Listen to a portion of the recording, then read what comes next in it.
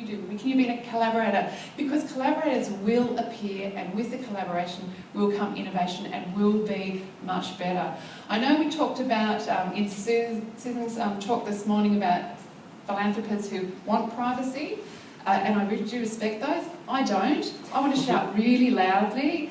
I am involved in philanthropy. This is what I do. I'm all about Indigenous programs. I'm all about children being philanthropists as well. And I do that not because I'm a wanker, no. Hopefully not because I am trying to promote myself, not in the slightest. I want to promote the fund and I want to promote the access to philanthropy so people don't get worried about that it's just for silver-haired older men. Do you get offended when I say that? Not at all. No. I'm young at heart. So, just wanted to let you know again the growth of this story. So, as a result of me and Indigo walking around talking to people, we have been approached, or overwhelmingly approached, by other parents who said, wow, a child involved in philanthropy, that's a new model, can we have our families involved? So at the beginning of this year we set up a new fund called Kids in Philanthropy, and this is again was part of the Sydney Community Foundation, and we've got two aims here. One is to create a greater sense of giving in children in Sydney, for children in Sydney. We want to also create a greater social consciousness. So we're really looking for kids from advantaged communities to be working with kids from lesser advantaged communities. And it has been overwhelmingly successful, and next month we're launching our chapter in Melbourne. So I'm just going to leave you with this, which is... It's said that charity begins at home, but for a growing number of families, the act of giving is becoming an important lesson in social justice. A philanthropy fund has been set up in Sydney to teach children how to raise money for kids who are less fortunate than themselves. Louise Negline reports. It's called Kids in Philanthropy. Kids in Philanthropy. Kids in Philanthropy. Kids in Philanthropy. A charity by kids, for kids.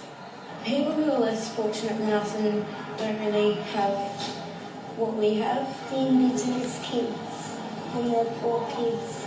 Their parents want them to learn about social justice and the importance of giving.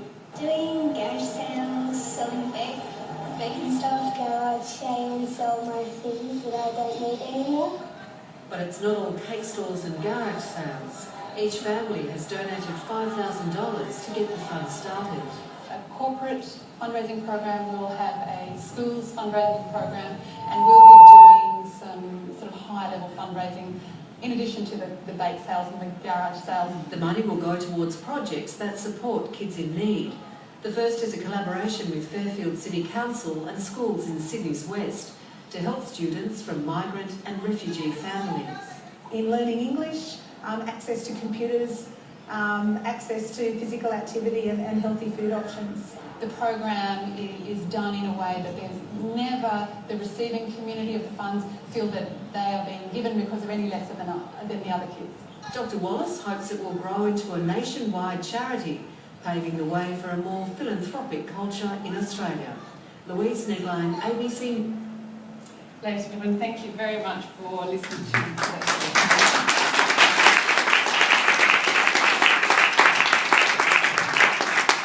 Well, thank you, Catriona, and you know what we've heard so far is from Louise about diversity, and then we saw it brought to life in the real world from what Catriona had. But we also saw the themes of innovation and her emphasis on you know, don't accept second best in this stuff. You know, you really should be pursuing best in class.